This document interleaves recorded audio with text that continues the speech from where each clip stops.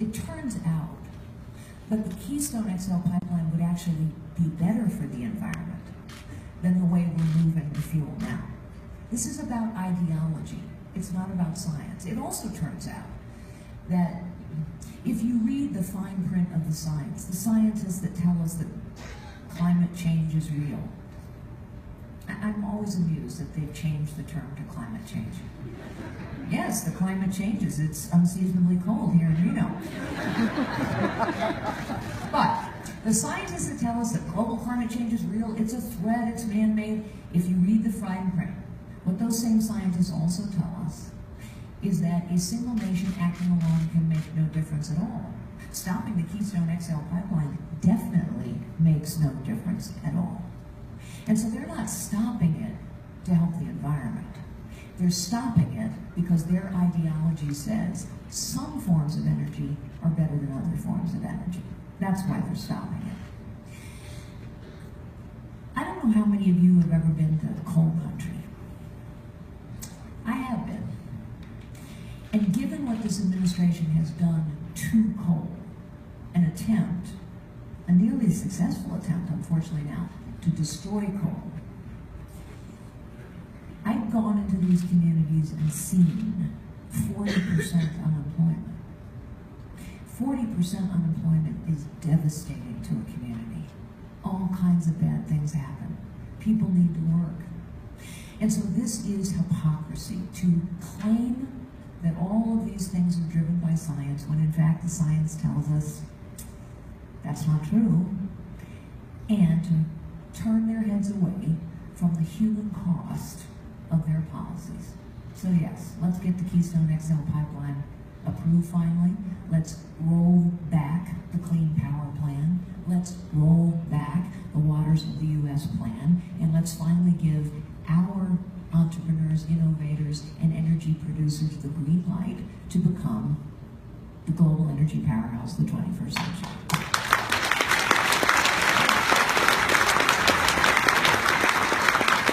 We have a lot of globally connected companies and industries within energy who get carve-outs. In the Midwest, it may be ethanol. In Texas, it could be oil. You see wind turbines popping up everywhere. How can we reform the tax code without hampering reliable energy production? So you know what happens when you have big, complicated government? It becomes corrupt. Now let's be honest. Government has gotten bigger and more complicated for 50 years. It's gotten bigger and more complicated under Republicans and Democrats alike. You asked about the tax code. The tax code is the classic example of this. The tax code is now 73,000 pages long. Why is it so long and complicated? Because there are all these special deals hidden in that 73,000 page tax code. Republicans put a bunch of them in, Democrats put a bunch of them in. In addition to picking winners and losers, in addition to making choices in Washington that should be left to the free market, the other thing that happens, of course, is over time, it's called crony capitalism, over time, the big, the powerful are advantaged over the small or the new or the powerless. I'll tell you a story. Not even a management trainee. I was just typed for a 9-person real estate firm. My husband Frank, who's here in the audience, started out as a tow truck driver in a family-owned auto body shop. I bring that up because most people start like that. In small businesses, new businesses, they create 2/3 of the new jobs, they employ half the people. When you have a 73,000 page tax code, the 9-person real estate firm can't handle it. When I became the chief executive of a $90 billion firm, we could handle it. I could hire armies of accountants and lawyers and lobbyists to figure out how to make all that 73,000 pages of complexity work for our company. And so over time, what happens? The big, the powerful get favored because the small and the powerless can't hire those armies. So on my blueprint for how we're going to take our country back, we're going to go from 73,000 pages to 3.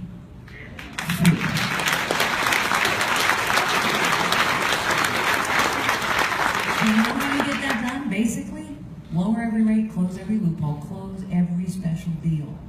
And the political class will tell you that cannot be done, but for 20 years, there's been a plan for a 3-page tax code.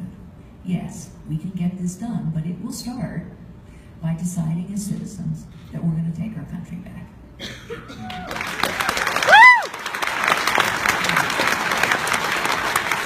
Well, it seems like, as a lifelong activist following politics, we've heard every 4 years a bunch of different tax plans.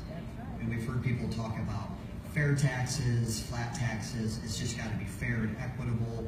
What's going to be the difference? How can we actually push meaningful tax reform over the line? We know you're absolutely right. Every 4 years, we hear a bunch of politicians lay out their plans. And actually, to be honest about it, we always hear the same things every 4 years, don't we? We hear every 4 years about tax reform. We hear about entitlement reform. We hear about securing the border. We hear about reducing debts and deficits. We hear about this every 4 years, and yet it doesn't really change. Why not? It doesn't change because people are trapped in the system. They're trapped in the status quo. 75% of the American people now think we have a federal government that is corrupt and inept. I agree with them, so do you. 80% of the American people now think we have a professional political class that cares more about its own power, position, and privilege than on getting anything done. I agree with that too. So do you. It's why I'm running for president, because citizens will have to take our country back. How are we going to get a 73,000-page tax code down to 3 pages?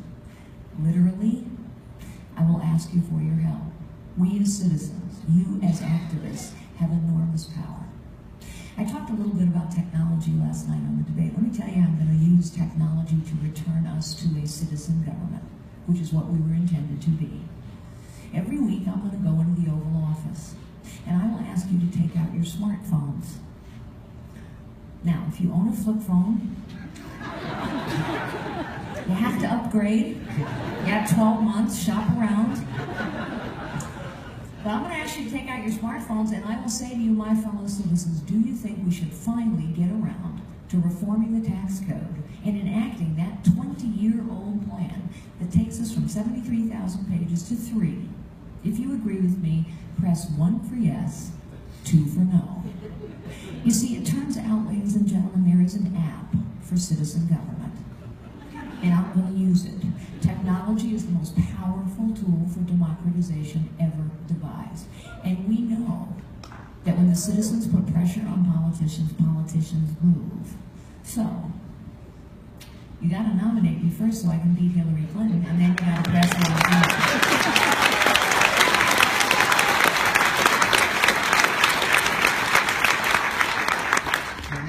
On to government regulation. Americans for Prosperity, we support smart regulation, a type of regulation that protects people from harm, but it's not senseless, it's not overly burdensome, where it's creating barriers for people to seek opportunity. I want to talk a little bit about occupational licensing, because it's really government run amok, where the government forces people to undergo lengthy training to earn a certificate to be able to do their work. I think I've heard close to 25% of everybody that works today has to be certified from the government. And it takes a year to become a cosmetologist. It takes 1,500 hours in some states to learn how to hair braid. I mean, do we really have a problem with just rampant, out-of-control hair braiders? And by the way, if you watch what's happening right now, Washington, D.C., the political class is trying to regulate things like Uber. Why does this go on? Because people who are doing okay use the system to try and protect their interests. That's why. That's why. It's called crony capitalism. You know, Tom talked briefly about the regulation over the internet. The FCC rolled out 400 pages of regulation over the internet. That's not going to work well, folks. But who helped them write it? The big internet companies, because they have theirs and they want to protect their interests. Who helped write Dodd-Frank? The big Wall Street banks. They want to protect their interests. All these regulations are there for a purpose. And if you think about a cosmetologist, think about small businesses, new businesses are the most powerful job creators this nation. They create 2/3 of the new jobs. They employ half the people.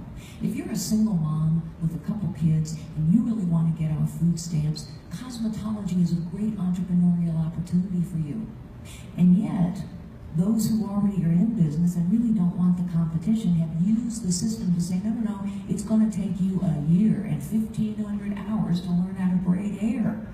By the way, you know how long it takes you to become an EMT, an emergency medical technician? 3 months. 3 months. The point is, ladies and gentlemen, the power of government and the entrenched nature of the professional political class always favors the big, always favors the system. And the problem is, as the system is favored, as the established are favored, what are we crushing? The entrepreneurial, innovative spirit of this nation. And that crushes opportunity and job creation. It helps explain why middle-class wages have been stagnant for 40 years, because we're not creating enough new jobs. It helps explain why we have record numbers of men out of work now. It helps to explain why we have record numbers of people living in poverty. It helps to explain why we have record numbers of people who've simply given up looking for work. Government, the weight of government, the entrenched nature of the professional political class is no longer benign. It is crushing, and its incompetence sometimes is literally dangerous, as we found out in San Bernardino. You mentioned last night technology, and during 9/11 that the government just had to ask HP for help, and that you guys were there. It was interesting last night. You heard some people talk confusingly about the internet and confusingly about encryption. Can you talk about how you, with your comparative advantage in the technology sector, how would you bridge that gap to bring the best and the brightest and the best technology to government, to streamline it and make it more nimble to support the people they should be, which is the taxpayer? You know, one of the things that I say sometimes to voters is, think about for a moment what it takes to do the job of President of the United States now. You need to understand how the economy actually works. You need to understand how the world works and who's in it and what our capabilities are. You need to understand how bureaucracies work, because our government's a bureaucracy that has to get cut down to size and held accountable. And you need to understand technology, because technology is a great tool, but it's also a weapon being used against us. I start there because I understand technology. I come from that world.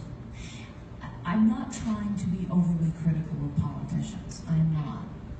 But when you're a lawyer and a politician, you think about laws. I think differently.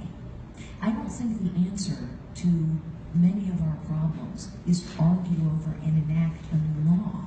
In fact, I think that's part of the problem. I do think a big part of the solution to most of our problems is to use creatively the capabilities we have. And that starts with the fact that we are the most sophisticated technological nation on the planet.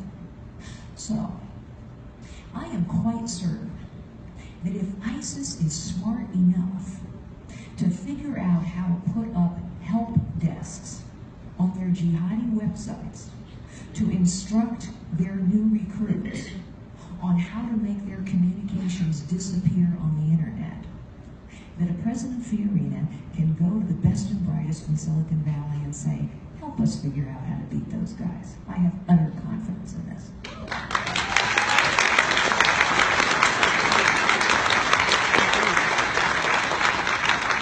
I mentioned earlier, you truly have lived an American dream type of a story, going from a receptionist, a secretary, all the way to the CEO. And a lot of people don't see that upward mobility, that ability to make more money and to get promoted and to seek areas of new responsibility. They feel like the American dream has maybe departed. Can you tell us what your thoughts are on that, and what were your keys to success when you climbed up the corporate ladder? Well, first, I understand why people feel that way, because the American dream feels out of reach for too many people now, for many of the reasons that we've been discussing here. I say to young people all the time, why did I start out as a receptionist? Because I was a medieval history and philosophy major, all dressed up and nowhere to go. And then I went off to law school, and I hated it, and I quit after the first exam. I know, it's amazing how many lawyers say, wow, really good decision. But anyway, my dad was disappointed. The point is, I had to go to work, and it was the middle of a recession, and I was a young woman, and I took the work I could get. So I say to young people all the time, get a job, any job. Don't worry about it being the perfect job. Just get a job, because any job will teach you important things about yourself. Any job will teach you important things about the people around you. Any job will give you skills that will help you get the next job. And there is dignity in all work if done well. Number 2, meritocracies work. And we have so many places of work that are not meritocracies. Let's start with government bureaucracies. They're not meritocracies, they're seniority systems. It all depends on how long your you-know-what's been in the chair. Have nothing to do with your performance. You can be a terrible performer and you get paid the same way as somebody who's really good. Imagine how debilitating that is to somebody who's trying really hard to do a good job. I grew up in places where it was all about what you produced. A meritocracy favors people who are willing to work hard. And so what I've done all of my career, from the time I started at the bottom to the time I became a boss, is take advantage of meritocracies and say, don't give me any special deals, but measure me on what I produce. Measure me on what I can, the problems I can solve.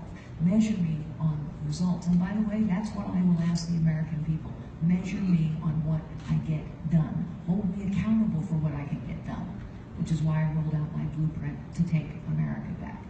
Number 3,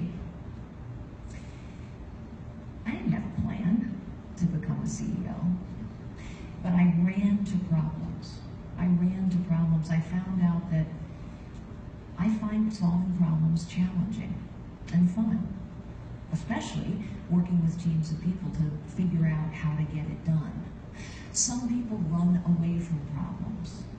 People who achieve the most run to problems. And every time I ran to a problem, I would find out that there were people who knew how to solve that problem. It's just they'd never been asked. And so we would work together to solve the problem. I think the American people know how to solve a lot of our nation's problems. That's why I'm going to ask you. And together, we can solve a lot of these problems and take our country back. The final thing that I would say is every challenge requires someone who is unafraid to challenge the status quo. Problems can't be solved if you're afraid to challenge the status quo. And so there's a difference between managers and leaders. Managers are people, they're not bad people, but managers are people who do the best they can within the existing system. They operate within the system. They don't challenge the system. They take advantage of the system sometimes, but they don't challenge it. And over time, they get captured by the system. And isn't that what's happened to too many politicians and too many bureaucrats in government? A leader challenges the system. So every time I went to a problem, I challenged the system, because that's the only way you solve festering problems. You see, a manager accepts the system as it is. A leader challenges the system. Margaret Thatcher once said to her fellow countrymen and women at a pivotal point in that nation's history, she said, I am not content to manage the decline of a great nation. Well, ladies and gentlemen, I think we've been managing the decline of this great nation for far too long. And so, we now need a leader in the White House who will challenge the system. That's why I'm asking for your votes and your prayers and your support. Because with them, and with your press 1 and press 2, we can take our country back, and I can lead the resurgence of this great nation.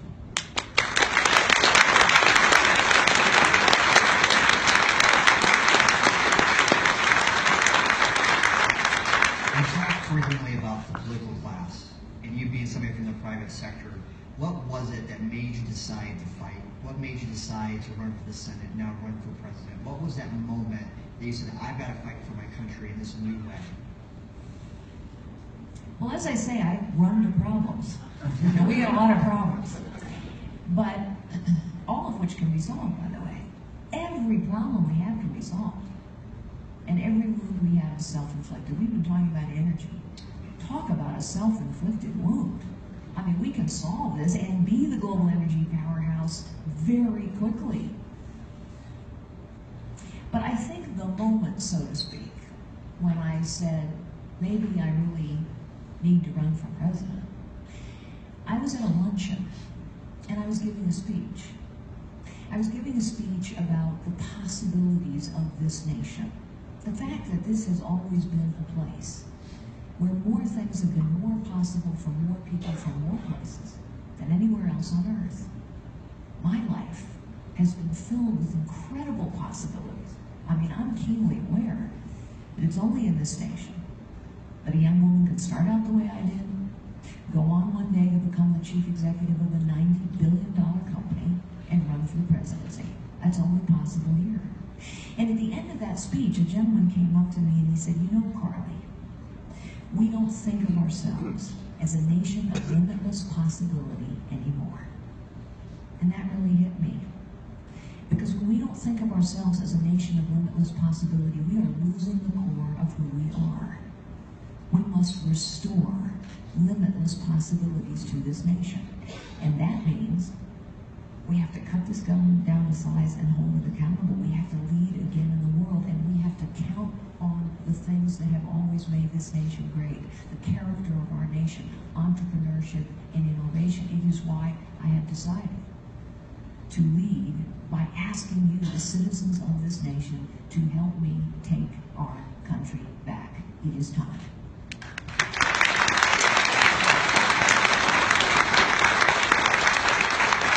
When you were talking about the Paris climate meetings, you alluded to a lack of priorities.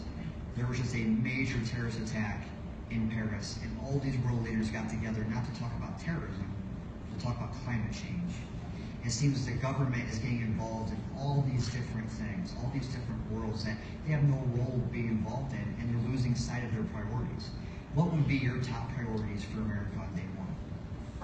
The blueprint that I want the American people to hold me accountable for has 6 points. These are not the only things we have to do, but they are the most important things that need to be done first. Number 1, we must defeat ISIS and lead again in the world. We must defeat ISIS and lead again in the world. It is as plain as the Paris attack in San Bernardino, and that means we have to do everything necessary to identify terrorists here at home and keep the American people safe, and we must deny ISIS territory and defeat them in their caliphate abroad. Number 2, we have to secure the border. How long have we been talking about this, folks? We've been talking about securing the border and fixing the legal immigration system for what? 25 years? Yeah, forever. Exactly. 25 years is forever. We need to secure the border, and we need to enforce a pro-American immigration system. Quit talking about it and do it. We know what it takes to do these things. But apparently what we haven't had is leadership that's prepared to be held accountable.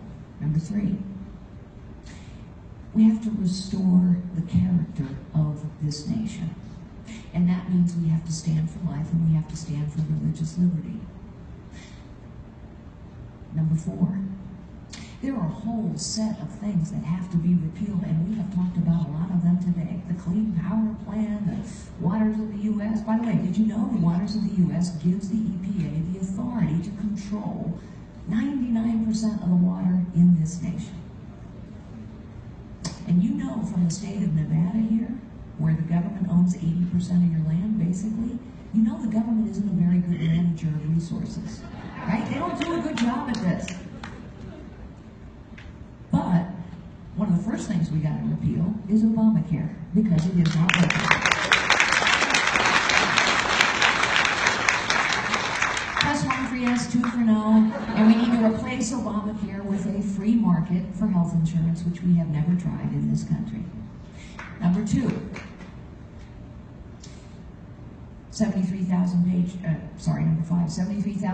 tax code needs to get to about 3. Why? You know, my dad to pause for a second. My dad, the guy who wanted me to become a lawyer like him, he was a law professor, and he taught tax law. Exactly. And I would say to him, Daddy, oh my gosh, it's so boring. And I'll never forget my dad said to me, Carly, the tax code is how government exercises power. And my dad was right. 73,000 pages to 3, talk about priorities. Do you know we have more personnel in the IRS than we have in the CIA and FBI combined? Does that strike you as a problem? So in addition to going from 73,000 pages to 3, we can replace the IRS with a lot fewer people. And finally, in order to prioritize, really prioritize how your money is spent and spend less overall, we have to go to what's called zero-based budgeting.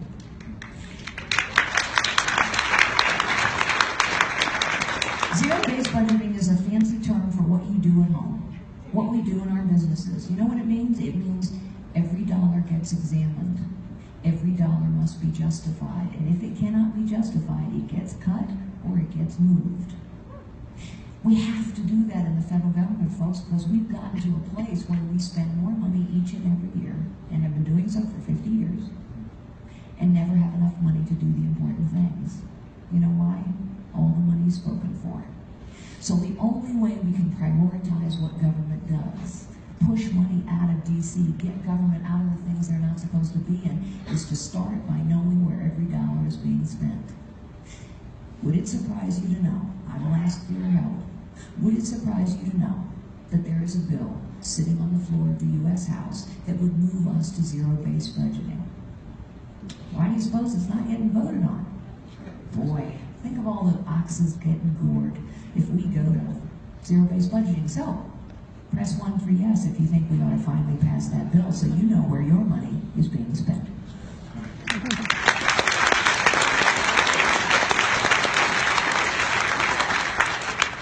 You know, a lot of our activists all across the country at AFP, they're the most active political activists in the country. They're knocking doors, they're making phone calls. They come to events like this in the middle of their afternoon to see you. They've heard a lot of promises. You know, in 2010 it was, we just need the House. This last cycle, Republicans said we just need the Senate. They've gotten both of them, but we continue to see debt ceiling increases, we continue to see more spending, we continue to see more deals. When will we be able to know? When will we be able to make a difference and make a change? Enough with the promises. How are we going to actually be able to reduce the debt? How are we actually going to be able to repeal Obamacare? All these promises we've heard during the campaign trail, how can you make them come to fruition? Elect Carly Fiorina. Seriously. First, of course, we got to get to Hillary Clinton, but to talk about a softball question, thank you. But the point is, I'm being very serious about this. Let me tell you a little story. When I was the chief executive of Hewlett-Packard, I had to stand up every single quarter, every 90 days, and report results in excruciating detail. And I had to answer every question about those results in public until there were no more questions. I also had to project forward 90 days, a year, 2 years, and answer all of those questions in public in excruciating detail. And if I misrepresented our results or our projections, I was held criminally liable. Imagine if we held politicians to this standard. You see, politics has kind of become a fact-free zone. In the world that I grew up in the world that you grew up in the country that you're fighting hard to restore, talk is cheap. Actions speak louder than words. And I think the American people are angry and frustrated and fearful because they have heard too much talk for too long. And now what people want is results.